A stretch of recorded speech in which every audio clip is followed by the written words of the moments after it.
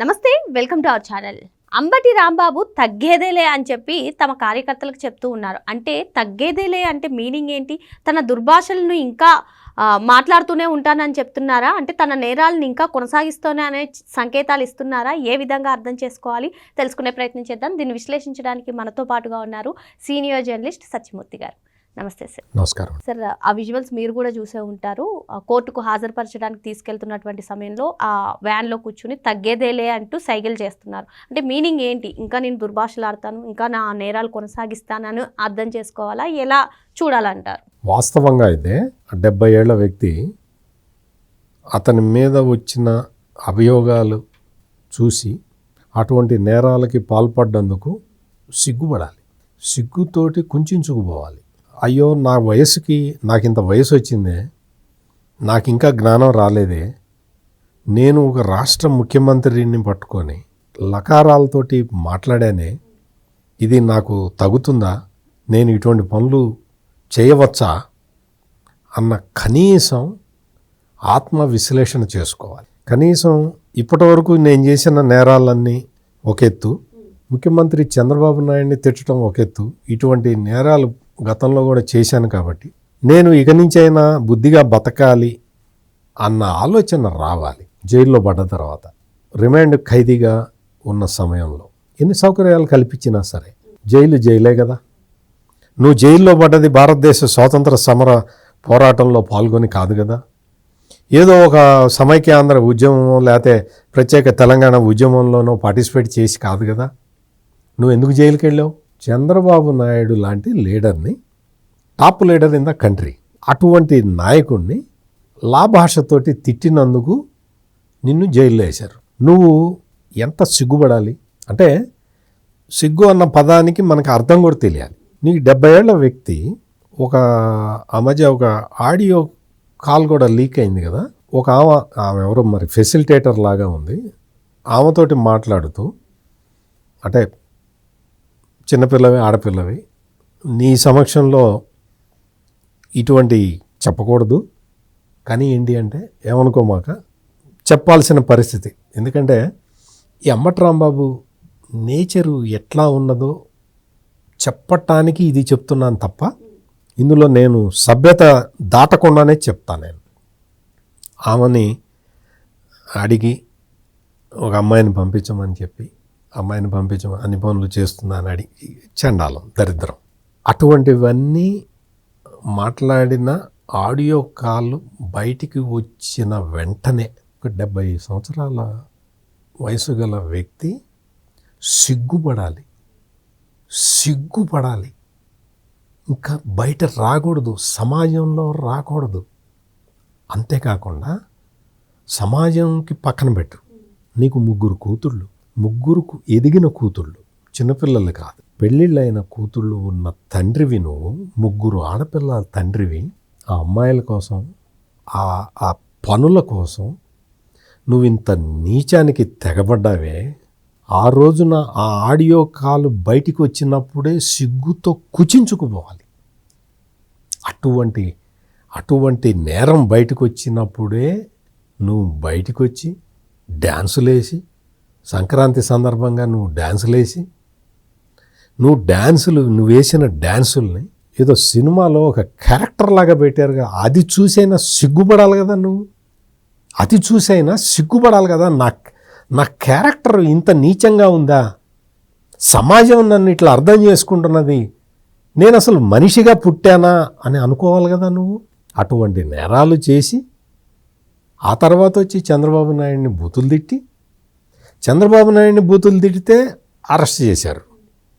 Arrest చేస్తే నువ్వేమనుకున్నావు, ఈ case నిలబడదు, కొట్టేస్తారు అనుకున్నావు. ఏదో 14 రోజులు రిమాండ్ విధించారు. ఆ తర్వాత ఇంకో కేసు వచ్చింది. నీ మీద మొత్తం 12 కేసులు ఉన్నాయి రాంబాబు, 1, 2 కాదు. నువ్వు చేసిన నేరాలు చిన్నవి కూడా కాదు. రెండో కేసు ఏంటి? పోలీసు బ్యారికేడ్లని తన్నుకుంటూ వెళ్ళిపోయి పోలీసు నిషేధాజ్ఞలు ఉల్లంఘించిన కేసు. అది చిన్న కేసు ఎట్లవుతుంది రాంబాబు? నీ వయసులో ఉన్నవాడు అటువంటి పనులు చేయొచ్చా? ఆ కేసు తర్వాత ఇప్పుడు వచ్చింది ఇంకొకటి కేసు. ఈ కేసులో, మూడో కేసులో 14 రోజులు రిమాండ్ విధించారు. ఇది ఇంకా నీచమైన కేసు. ఈ 3వ కేసు ఏంటో తెలుసా? చెబితే మీరు ఆశ్చర్యపోతారు. అవ్వాతాతల్ని మోసం చేసిన కేసు. వృద్ధాప్యపు పెన్షన్లు ఇస్తూ ఉంటే ఆ వృద్ధాప్యపు పెన్షన్లు తీసుకునే వాళ్ళ దగ్గర నుంచి 200-300 కట్ చేసి ఈయన సంక్రాంతికిట లాటరీ తీస్తాట. ఆ లాటరీలో వీళ్ళ పెన్షన్ డబ్బులు కట్ చేశాడు. వ్యాపారస్తుల్ని బెదిరించి డబ్బులు వసూలు చేశాడు. మొత్తం ఎంతో తెలుసా? 5-7 కోట్ల రూపాయలు. చేయొచ్చా? దాని మీద ఇప్పుడు కేసు. నేను చెప్పిన నేను ఆడియో లీక్ విధి చెప్పాను, ఈ 3 పోలీస్ కేసుల గురించి చెప్పాను. మీకేమనిపిస్తున్నది? ఇటువంటి నీచమైన కేసుల్లో ఇరుక్కున్న అంబటి రాంబాబుని కులం పేరుతో, కాపు కులం పేరుతో ప్రొజెక్ట్ చేస్తున్న ఈ జగన్మోహన్ రెడ్డిని ఏ విధంగా మనం అర్థం చేసుకోవాలి? ఏ విధంగా అర్థం చేసుకోవాలో చెప్పండి. కాపు నాయకుడిగా, నువ్వు కాపు నాయకుడివి అని చెప్పుకోవటానికి నువ్వెంత సిగ్గుపడాలి? కాపు టైగర్ అంటే సార్, సాక్షి కథనాల్లో కానివ్వండి, వాళ్ళ థంబ్నెయిల్స్లో కానివ్వండి. అంటే ఇప్పుడు నేను చెప్పిన నేరాలు అన్నీ చెప్పాను కదా, ఇవన్నీ ఆన్ రికార్డు ఉన్న నేరాలే కదా. అవాతాతల్ని మోసం చేసి పెన్షన్ డబ్బుల్లో 200 నీ లాటరీ టికెట్ కోసం కట్ చేసుకోవటాన్ని, ఆ నేరాన్ని చేసిన నిన్ను కాపు టైగర్ అనాలా? ఒక్కసారి అందరూ ఆలోచించండి, సమాజం మొత్తం ఆలోచించాలి. ఇటువంటి కరుడుగట్టిన నేరస్తుడిని, నువ్వు మంత్రి అయితే కావచ్చు, ఎమ్మెల్యే అయితే కావచ్చు, నువ్వు పెద్ద గొప్ప నాయకుడు అయితే కావచ్చు, నువ్వు కొన్ని 100 కోట్ల రూపాయలు సంపాదించి ఉంటే ఉండొచ్చు గాక. ఏంటి నేరాలన్నీ? ఇటువంటి నేరాలు చేసి చంద్రబాబు నాయుడిని నీకేమన్నా ప్రొవకేషన్ ఉందా? ప్రొవకేషన్ ఉన్నా నువ్వు తిట్టచ్చా? నీకు ప్రొవకేషన్ లేదు. చంద్రబాబు నాయుడిని బూతులు తిట్టి, అంటే నువ్వు ఏం ఆశిస్తున్నావు? బూతులు తిడితే తప్ప జగన్మోహన్ రెడ్డి ఎంకరేజ్ చేయడని ఏమన్నా క్యాలిక్యులేషన్ వేసుకొని చేస్తున్నావా? ఈరోజు నిన్నొచ్చి జగన్మోహన్ రెడ్డి కాపాడతాడా? నిన్ను ఇంకా రెచ్చగొడతాడు. అంబటి రాంబాబు గుర్తుపెట్టుకో, నిన్ను నీ కులాన్ని తీసుకొచ్చి బయటికి జగన్మోహన్ రెడ్డి నిన్ను ఎర్రగా వేసి రాజకీయాలు ఆడుతున్నాడు. అంబటి రాంబాబు గుర్తుపెట్టుకో, నువ్వు తెలుసుకో, ఈ విషయాన్ని తెలుసుకో. నిన్ను ఎరవేస్తున్నాడు, నిన్ను బలిపశువుని చేస్తున్నాడు జగన్మోహన్ రెడ్డి. నీ కులాన్ని తీసుకొచ్చి, నువ్వు జైల్లో ఉండంగా నీ కూతుర్ని తీసుకొచ్చి రాజకీయం చేస్తున్నాడు. గుర్తుపెట్టుకో. అంతకుముందు ఏం చేశాడో కూడా గుర్తుపెట్టుకో. నీ పార్టీ నాయకులతోటి వల్లభనేని వంశీని అరెస్ట్ చేసినప్పుడు వాళ్ళ భార్యను తీసుకొచ్చాడు. నీకు జోగి రమేష్ వాళ్ళ భార్యను తీసుకొచ్చి మొత్తం కెమెరాల ముందర ఏడిపించాడు జగన్మోహన్ రెడ్డి. సానుభూతి మిమ్మల్ని అందరినీ జగన్మోహన్ రెడ్డి ఆబ్జెక్ట్స్ లాగా చూస్తున్నాడు, మిమ్మల్ని మనుషుల్లాగా చూడటల్లా. మీరు తన రాజకీయ ఎదుగుదలకి పనికొచ్చే వస్తువుల్లాగా చూస్తున్నాడు. గుర్తుపెట్టుకోండి. ఈరోజు నేను చెప్తున్నది మీ మీద ప్రేమతో చేయట్లేదు, మిమ్మల్ని వాడుకుంటున్నాడు జగన్మోహన్ రెడ్డి తన రాజకీయం కోసం. మీ చేత బూతులు తిట్టిస్తున్నాడు. మీరు జైళ్ల పాలైతే మిమ్మల్ని పరామర్శించటానికి వచ్చే పేరుతోటి జన సమీకరణ చేసుకుంటున్నాడు. పెద్ద ఎత్తున డబ్బులు ఖర్చు పెట్టుకొని వచ్చి మిమ్మల్ని పరామర్శిస్తున్నట్టు నటించి వెళ్తున్నాడు. Is playing politics with you guys. మీరు దీన్ని గుర్తించండి. మీరు గుర్తించి మీ కులాన్ని వాడుతున్నాడు, మీ కుటుంబాలని వాడుతున్నాడు. తన రాజకీయం కోసం మీ కులాల్ని, మీ కుటుంబాలని వాడుతున్నాడు జగన్మోహన్ రెడ్డి.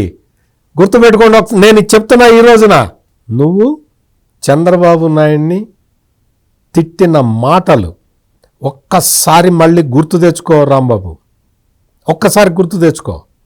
అవే మాటలు నిన్ను ఎవరైనా అంటే నువ్వు ఎట్లా ఫీల్ అవుతావు? నువ్వు ఫీల్ కావా? నువ్వు ఫీల్ కానంటే చెప్పు. తెలుగుదేశం వాళ్ళు రెడీగా ఉన్నారు ఆ మాటలు అనడానికి. అఫ్కోర్స్ వాళ్ళు అట్లా అంటే చంద్రబాబు నాయుడు ఊరుకోడు, ఎట్టి పరిస్థితుల్లో అనకూడదనే చెప్తాడు.